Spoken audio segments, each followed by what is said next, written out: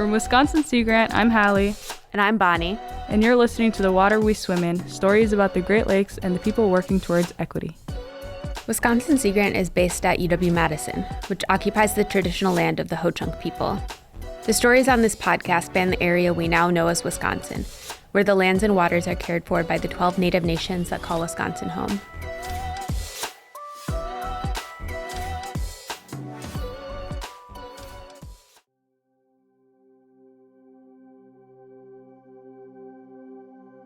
CJ Kopp grew up in what she describes as the middle of nowhere, in the driftless area of western Wisconsin. Her hometown might have been rural, but it allowed her to spend a lot of time outside. There was this abandoned lot near my house, and I think we literally called it Butterfly Park or Butterfly Lot or something, because it was like such a big part of my childhood was going there when I was little with net and catching all the butterflies. I was talking to CJ because she became a climate activist in college. I asked her about how environmentalism first came on her radar. For CJ, it was these monarchs. She has vivid childhood memories of going to the magical Butterfly Park. I feel like that was a lot of my childhood, was doing that and kind of being enchanted by it. And then coming back as an adult and having that magic be absent. By the time I started going back, visiting from college, they were basically gone. I have an older friend who was telling me that is kind of what happened with fireflies too, where she grew up, where they used to be everywhere, and then now it's like a very rare sighting to see one. We kind of like ignore the fact that we are so dependent on the environment because it's not as good of a story as the idea that nature is something to be conquered or protected, but not something that we are like intricately tied up with and dependent upon. And especially like in terms of how it's going to affect future generations, I think one of the biggest difficulties is that future generations are not here to defend themselves. Their closest representatives are younger people who are going to have to grow up facing the consequences of the mistakes that older generations have made. Today, we're crisscrossing Wisconsin to talk to 10 young people about the future. We'll visit areas around Green Bay, the Driftless region, Madison, and Milwaukee. We wanted to talk to other young people because, one, we're the ones who will have to deal with the problems that were caused in the past, and two, we have to live through climate change, but many of us don't have a voice in policy or government, and lastly, because we live in the Great Lakes region, and the Great Lakes are an incredible resource that only become more relevant in a world where water is less certain. So, Hallie, we asked all of our interviewees this question, but I wanted to ask you too, how did you get involved in environmentalism, environmental justice? So, how I got into environmental justice. So I'm going to tell you kind of for some background. For a fraction of my life, I lived in this very, very small town in the middle of nowhere in Somaliland, and it's called Bele. My time there was nice. I really enjoyed it. I would wake up in the morning, eat breakfast, and I would leave our little house, and all I would see was grass and trees and mountains for miles and miles and miles. And we had our own animals that we would raise. We had chickens, we had sheep, we had cows that we would get milk from. We had this huge little farm where we would plant all our food. Although I don't have too many memories of this time, just because I was so young, I do remember never worrying about food, never worrying about any of those things that a lot of other people did.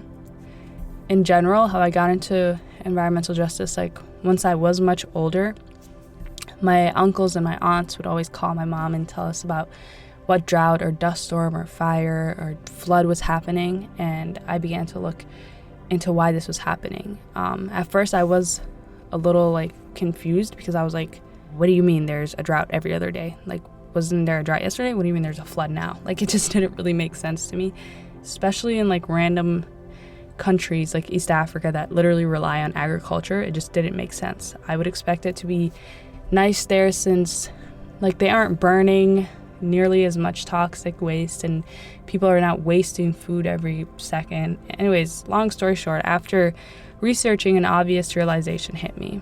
We literally all live on Earth. So our actions here in the US or any other country have an impact everywhere. if not a worse impact. So then I started researching developed countries and their contributions to the drastic change in the climate. In high school, I joined a club called the Tree Huggers Club, and I expanded my knowledge on the subject there and met some passionate people. And those people also shared a really similar story. Like, they were like, yeah, my uncles and aunts and grandparents always call my mom and tell them all these natural disasters are happening. They're struggling to get food and raise their animals because they don't even have food to feed themselves at some points. So that's when I guess I really got interested in climate change and just like the environment in general. And now I'm continuing my work with climate change through this internship. I've learned so much from this job alone and just like researching these different topics that we're learning and expanding my knowledge. So I really do want to make a difference with this, especially because I know it's just only downhill from here unless we do something.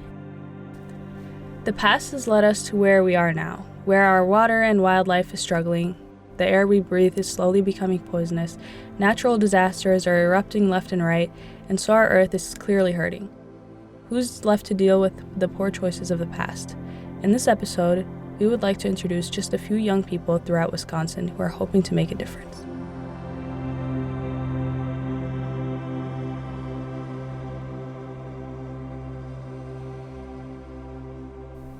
So in the beginning, we heard from CJ, and we'll hear more from her later. But first, we're going to travel north from where we are in Madison to a town called Pulaski, right outside Green Bay. We were looking for young people to interview, and a coworker put me in contact with a teacher there, Mr. Landers. He runs this cool program called the Great Lakes Explorers Program, which I thought was a great place to start. Mr. Landers recommended Henry. So I'm Henry Walters, and I was kind of raised to protect and enjoy the environment around me, kind of addicted to breathing and all that. Although he's battling with his breathing addiction, Henry's interest with the Great Lakes and the environment in general comes from where he grew up. I guess living right next to the Green Bay and just Lake Michigan and the Great Lakes in general is part of what sparked my interest. It's a very important place, and keeping it clean and safe and healthy in general, I thought that was just cool. When I was in 7th grade, I asked if I could start my own club to kind of reduce the plastic use, like of styrofoam trays and plastic utensils. Mr. Landers said that he was already starting a club called the Great Lakes Explorers, which I thought, okay, I'll just join that. The club itself is all about cleaning the Great Lakes, learning about everything in the Great Lakes, learning about our area, the place that we live. We've been doing a lot of wild rice planting, and we've been checking up on it. Henry was in the Great Lakes Explorers Club when he was in middle school. Now he's in high school, and waste is still something he thinks about a lot. It's just the amount of garbage I see getting thrown away at the school. We have multiple garbage cans in the lunchroom that you can throw away any scraps you have at the end of lunch. And the amount of waste that goes into those is pretty sad. And, a lot of it could be recycled. I've once or twice actively seen someone sadly throw trash out their window onto the road. I've seen plastic bags hanging from trees. It's pretty sad to see this. I think that some people do their part, and then there's others that think that the world is their trash can. This was interesting for me to hear, actually, because I see a lot of similarities with Henry here, because trash and litter was probably how I got interested in the environment too. I remember when I was around 5th grade, I was driving to school with my parents, and we were behind this garbage truck, and I was just watching all of this trash fly out of it onto the sides of the roads, and it made me super angry, and We had a class assignment to write a letter to a senator, and so I wrote to Tammy Baldwin about trash and litter on the sides of the roads. And later in high school, I remember the waste as well, because when you're in that school environment, you're just surrounded by a lot of waste and a lot of food being thrown away and paper and stuff like that. Me and my friends didn't think that anything from our school was really being recycled, and that really bothered us. And that's really why I joined the new environmental club at the school. We're going to leave Henry for a second and make our way down to Madison to visit with Charlotte. Charlotte was also recommended to us by a local teacher. Like Henry, Charlotte's childhood was also filled with the outdoors. In the summer, we take day trips, or we spend like a week or so by Lake Michigan, Lake Superior usually, and we stayed at cabins, and just gone to beaches and swimming. So I'm Charlotte Eisenbarger, and I am an 8th grade student. I live in Madison, Wisconsin, and I just really have a passion for the Great Lakes and like bodies of water in general. So I've always been a big reader, and I think just reading about the environment and some environmentalists like sparked my interest. And in particular, I'm very inspired by Sylvia Earle and Rachel Carson. And I've wanted to be a marine or aquatic biologist for a long time. And I think I became interested in the Great Lakes in particular just by having the opportunities to be around them and to see their like beauty and power. And hearing about climate change, I realized how lucky I am to live in a region with enormous bodies of accessible fresh water. Charlotte has also been working on her own project to help the environment. My sister, who's 11, and I are currently in sort of the planning stages of some projects about protecting the Great Lakes and freshwater biology conservation. So we're kind of just working that out and seeing what we could do. And I also wrote a grant at my school that was funded with the goal of lowering carbon emissions and planting an apple orchard at my school.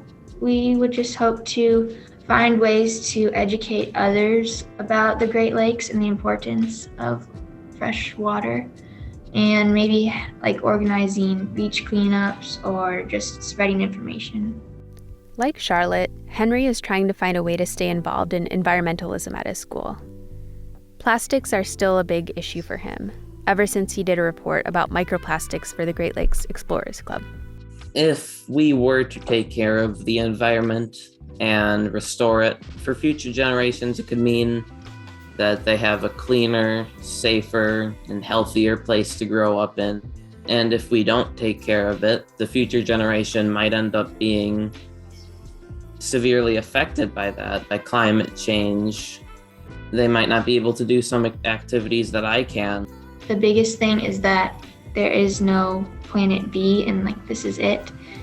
There's no other planets like in the universe that's like Earth, and so we just need to protect it and protect the environment today so that in the future we have a place to live, basically. I think if anyone should take away anything from this, it's that they should be mindful of how they do things and how they impact the environment, because it's not just going to take one small group of people that care. It's going to take everyone around the world.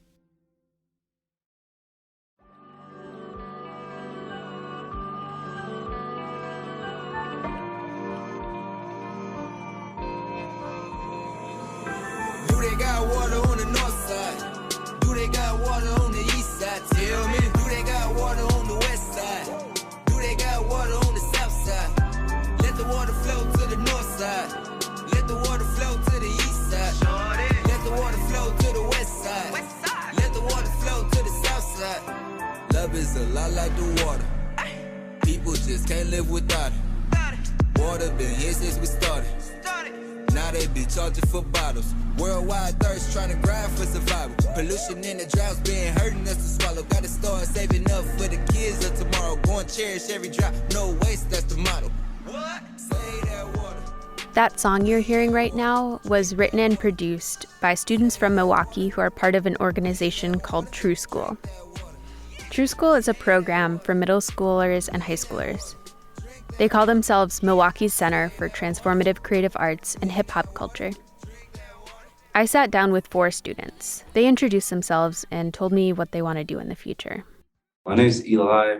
I want to be inspirational to the world, no matter what I do through like my art or my music. I just want to be inspirational that whatever I do could touch and uplift people. My name is Jada. I either want to do something with visual arts or something with the social sciences or social justice, or something along those lines. My name is Chastity. I also do visual arts. I want to be a midwife and help with, I guess, special needs kids. Oh, I'm Stephanie. Personally, I think there are a lot of creative fields that I could pursue, but what I have always really wanted to do is be a business owner to a sustainable manufacturing company. So just have natural, biodegradable products. These students are all artists. As she said, Chastity does visual arts, Jada does art and DJing, Eli makes music, and Stephanie has gotten into spray painting and breakdancing. But TRUE Skool isn't just about art. The instructors often merge art and the environment, like the Liquid Gold song, which is about water. Another example is that TRUE Skool has their own aquaponics system, so students can grow plants and fish together. We have 2 fish tanks right now. I think we have about 5 fish, and we've had thriving systems like sporadically. But right now we're really in like a planning stage. Last semester was more of thinking about the direction that we wanted to like go in. We was talking about like what should we grow. We was thinking about maybe like some vegetables or like certain stuff. Yeah, and I think efforts like that are the most important, to have creative ideas. Even though people are not like graduated PhD scientists, they're still willing to come clean up the mess and give ideas and support in that way. I think it becomes a lot more personal when you see it happen, like right in our little backyard back there, of how all that we did to get to this point. We had to feed the fish and water them and make sure that their levels are correct. So people just start to care a little bit more about the process and not think of it as something so easily attainable that you get at the grocery store. Like there was a huge process behind that. It gives you like a different perspective, like you'll never think all the work that you have to put just to, do all this. It's like, it's really a blessing to see the other side of it. Jada is interested in food. She said that 3 years ago, she started doing some of her own research into food production. It's how she started learning about the ties between racial justice and environmental justice. So it first started out with my interest in like food and like healthy foods and how accessible food can be for certain communities. So then I sort of just got further and further down that whole learning where it comes from and stuff. So then I run into like farms and like pesticide runoffs and things like that, and learn about how like that's hurting the environment. So then I just go further and further from that, and you just start to hear more about the racial part of it as well, like how healthier foods are less accessible within neighborhoods of color. For seeing it in my community and within my own life. So there's dumps like less than like 2 miles from my house, one further north and one is further south. But when I go out to another suburb, they don't have one like right near them, but mine is like just walk a little bit further down the street and then you'll find one, which I do happen to live in a more diverse neighborhood. We obviously understand how the city of Milwaukee works and the segregation like that has been in place through law since before our time.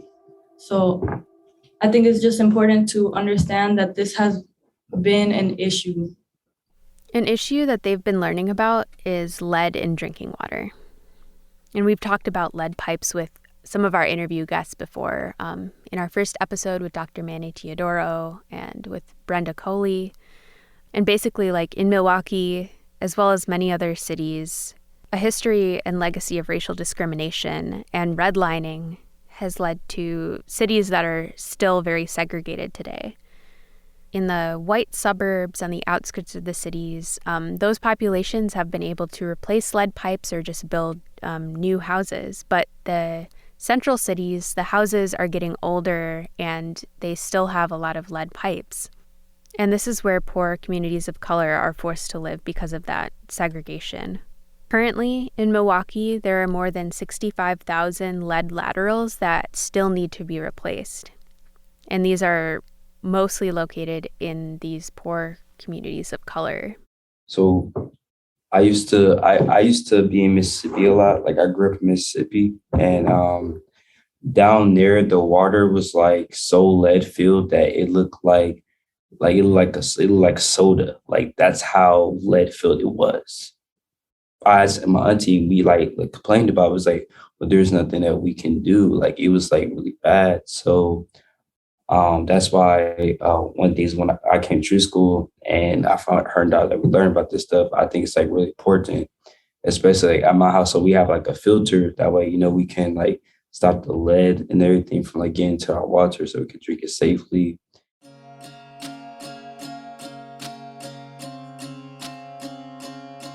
So we talked a lot about societal problems, and then we started talking about solutions.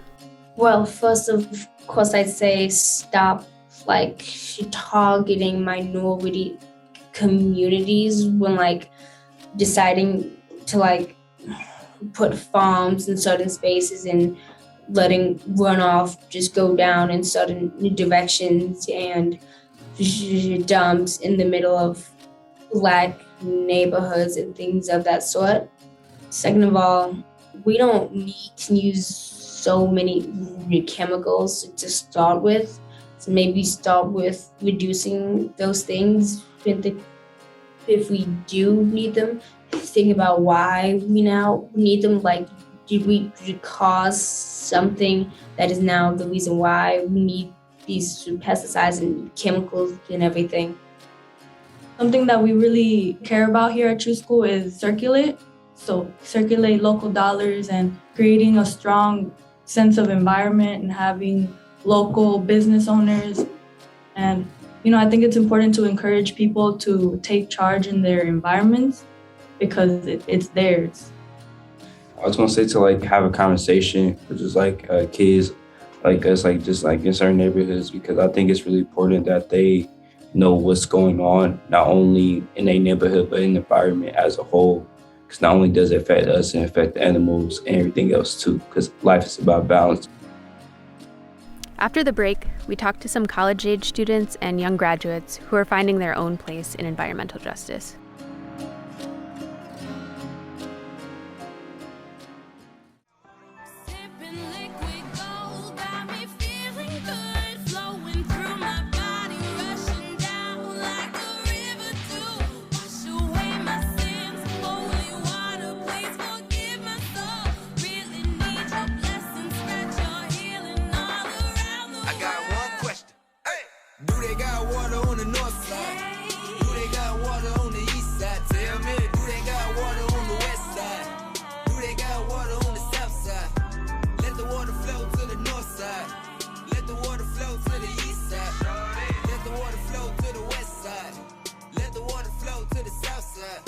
Now we are going to turn back around toward the capital of Wisconsin, Madison.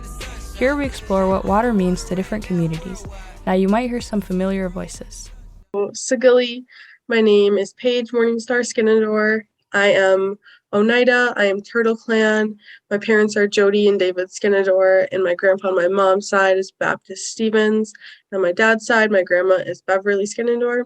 My name is Jumana Tanner, and I am currently in school for zoology. I'm in the towards the end of my spring semester, my sophomore year. Yeah, we had the honor of welcoming back Jumana Tanner, who was a Wisconsin Sea Grant intern and beach ambassador in Milwaukee. You can hear more about her work in our episode Hidden Currents. And Paige, she was also an intern at Wisconsin Sea Grant in the past. First, we asked Jumana what sparked her interest in the environment.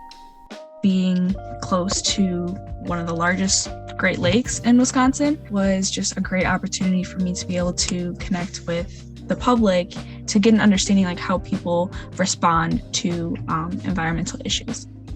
For Paige, she felt a connection with water through her community.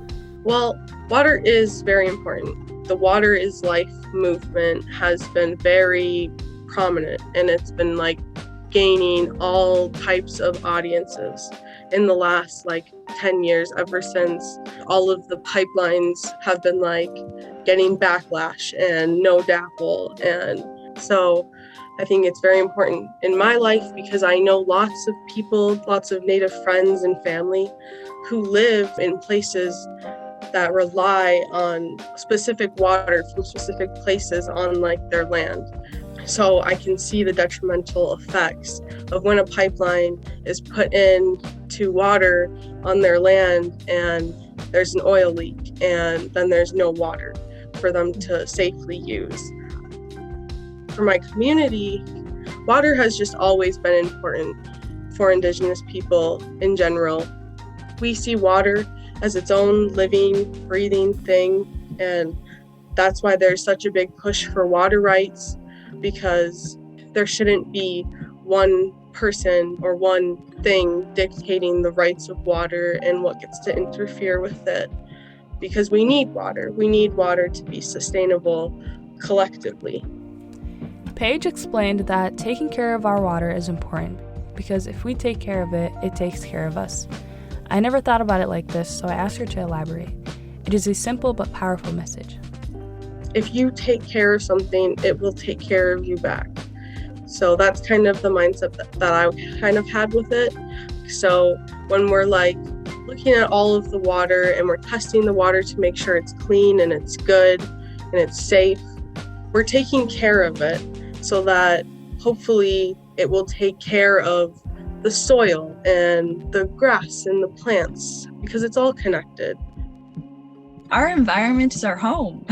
People think, oh, the environment, Antarctica or, somewhere that's not close to them. But our environment is very much right next door. It's our backyards. It's our local pools. It's our local beach.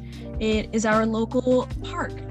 Our environment is all around us. So whether or not it's 5 feet away from us or if it's 20,000 feet away from us, we should still be able to care about it and be able to connect with people who are closer to areas that are probably in more distress. Speaking of the environment in our backyard, Paige has a lot of concerns about water in the Great Lakes, and specifically because populations are rising. There are more people moving. There are more people wanting to live by those lakes. And I see that as a big concern as more people and houses kind of taking over those spaces. I can see that as being, in a way, detrimental to the future of that water, just because people are harming the water, whether they realize it or not. Yeah, that was really well said, and Jumana urges the youth to incorporate the environment into our daily lives, and for older generations to not give up. No matter what field you're interested in as a young person, whether it's business or whether it's environmentalist, whatever it is, water is going to be included one way or another. It's literally our life. So look into how it's affecting other people and how it's affecting you. And then our older generation, those who get older tend to be okay, I'm settling down. I'm more very focused on my life and my family. That doesn't mean that you should forget your connection to your community and connection to the environment and connection to our water resources and everything like that, and how to be able to help people or get involved.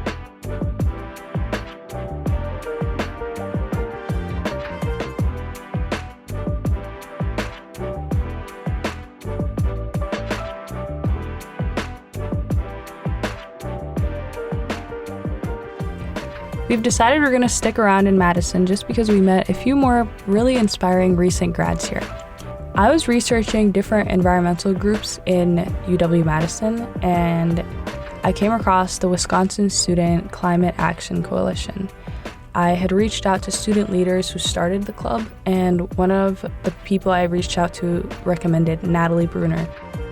Natalie Bruner got her bachelor's in political science and environmental studies and got a certificate in gender and women's studies.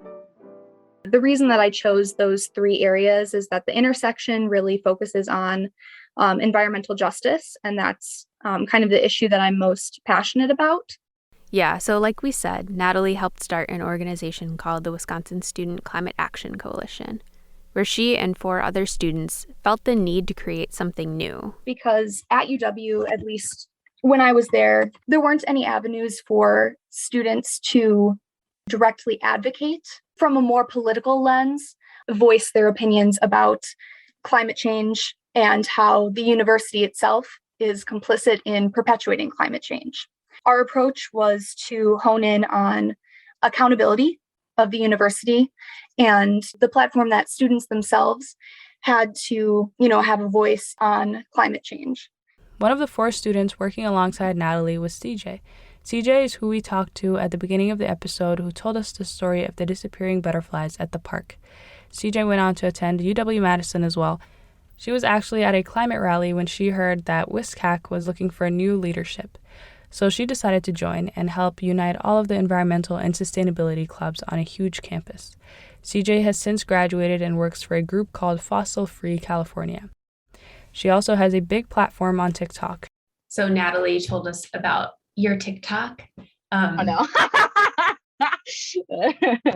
Yeah, so it seems like you talk a lot about climate on there. Yeah, for sure. I kind of accidentally stumbled into the realm of micro influence. I don't know what you would call it, but it is important to me that I'm able to use that to share the things that I've learned as a climate activist. Also somebody who got to study these things in college, which a lot of people can't have access to, or are younger and just haven't been yet for whatever reason. I was kind of raised that you have to do everything yourself and independently, and if you even think of the way the school system is set up, it's very you do your test, you don't collaborate with other people to work on it, and you're kind of competing with them in terms of grades and everything, which is not an approach a lot of the time that ends up working in the real world.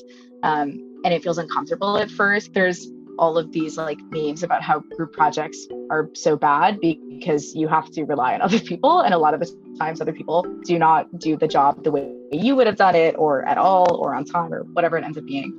And I feel like it's something that in general, at least in American culture, is something that we don't get a lot of practice with, of really, really collaborating with other people in a space where you kind of have to set aside your own ego and your own way of doing things and be really receptive to what other people think. I mean, I think we're all aware that the effects of climate change they're here. They're happening now. We're already seeing it play out in floods and droughts. And, we live in a capitalist society. And I don't think people consider enough how much climate change is going to impact the economy. If we can't rely on our climate to grow food, we're not going to be able to get food on the shelves. People aren't going to be able to get the things they need. If we don't transition to fossil fuels in time, we don't start making a transition to something that's more sustainable, we're really going to be screwed. And we're not running out of time necessarily, but we are definitely in a moment of crisis. It's not really climate change anymore. It is a climate crisis. Droughts, fossil fuels, and the impact of capitalism all have a huge effect on how bad our environment has gotten. And it can be easy to blame the people that came before us, but CJ actually brings a different perspective. Personally, I've worked with a lot of older climate activists and older people who are really, really passionate about saving the environment. I don't think it's useful to sort of dismiss boomers and say, you guys poked a hole in the ozone and I don't want to work with you because a lot of the spaces that I have organized in are really, really intergenerational. And I think there's a lot of wisdom and experience that you can get with working from older people, especially people who have been doing this their whole lives, that you might not necessarily get if you're only working with younger people. Again, I think the blame lies more with like our systems, the fossil fuel industry, rather than a specific generation. I do think there's like a role for every generation in this. I think that the younger you are, the worse a predicament you are in with this specific, with these circumstances. I would really like to tell adults and shake into them, if I could, is to listen to young people, to listen to youth, and to not write off their fear, their panic, and their frustration with them as something that they'll grow out of, as something that they're going to, wake up one day and not feel anymore, because the environment that they grew up in has changed enormously and much quicker in the past, 10, 15 years than ever before. And in a lot of ways, the frustration that young people feel is that feeling of being stuck, of not having the money, the time, or the resources to tackle a problem that is out of their control for right now. Honestly, I feel like my biggest source of hope and joy has been the communities that I'm organizing with, which a lot of the times ends up being climate activist groups or individual environmental activists, people who kind of share in that heartbreak and that grief. But also, it's really wonderful to be in a space where we're all together with the same goal. And even though a lot of people might have different ideas for how we can achieve that goal, everybody is able to work on what they have the capacity to work on. And that is how a movement gets made.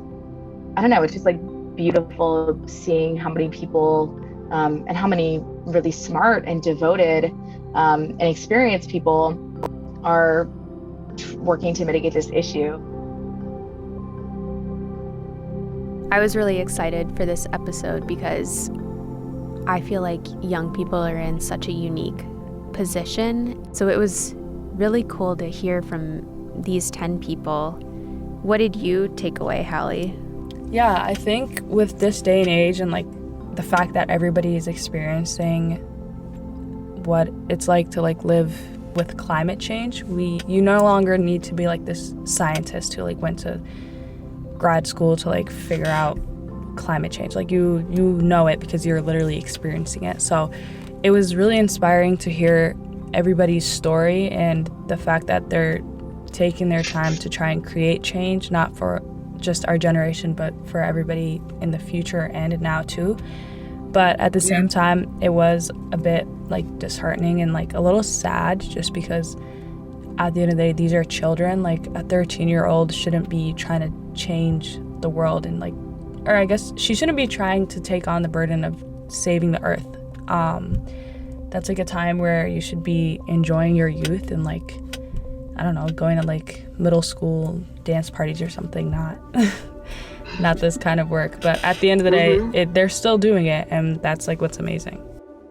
If you're an elder person, I hope like learning the perspective of the younger generations allowed you to understand what they're going through, their frustrations, and also like the ambition that they have to try and create change. And if you are a younger person, I hope that their inspiring stories were able to inspire you to maybe do something in your community or try and just learn. Like you don't have to be this huge activist, you don't have to make change. You can just simply learn and be a knowledgeable human and know what's going on in your earth, and then maybe create change. But first learn.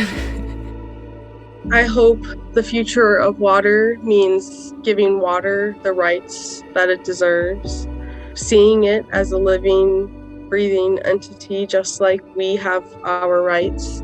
I mean, I hope for cleaner water. I hope for less overfishing and just over-exhausting the resources that the Great Lakes provide.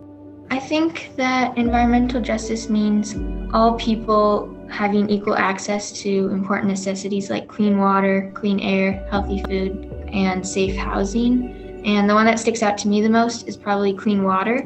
I think the environmental movement, at least in the US, or as I'm familiar with it, is predicated on this idea that we have to protect the world for future generations, which is true. But I think that also doesn't take into account all of the people who are being affected by climate change right now. People who live near fossil fuel extraction operations, who are affected by the air and water pollutants that are being produced by that. Obviously, the fossil fuel company is not paying people's medical bills when they're suffering from asthma or birth defects or cancer from living near there. People right now who are experiencing drought and wildfires. Obviously, I care very deeply about the biosphere and ecosystems, but one of my biggest priorities is what can we do to help the people who are experiencing the effects of climate change right now.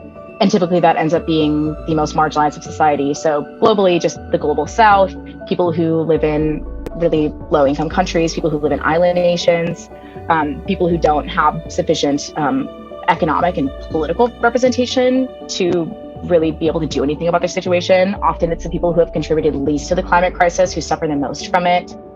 I still really fervently believe that community power is where it's at. You know, we are individuals in communities. When we organize, when we get out there and vote, when we take a stand, when we unionize, those things make a difference. When you put pressure on people in power from the bottom up, it really does make a difference. I also think that it's important to have like hope while talking about these sorts of things, because sometimes you're just like, well, what can I do about it? Or if you're someone who's a minority, a lot of times you'll be like, I can't do anything about this. We're so far down on the ladder that is like just sort of giving up and having to just tolerate whatever was set up with. So I think it's important to like still have hope despite that, hope that these things are fixable. Like sometimes you just an insane statistics, like hearing about how we're losing fresh water, so it's going to be harder and harder to access and more expensive. But I will admit that sometimes it's not as much me having hope, but having spite, like being in spite of these things and wanting to solve these just because I'm so upset about them. And like, why would someone think that this is all right to do? Why is someone all right with this? And why is it not like shown that this should be more cared about? So sometimes it's definitely more spite than hope, but I do try and maintain a decent sense of like positivity towards the future. That's motivation though. I think we give each other hope.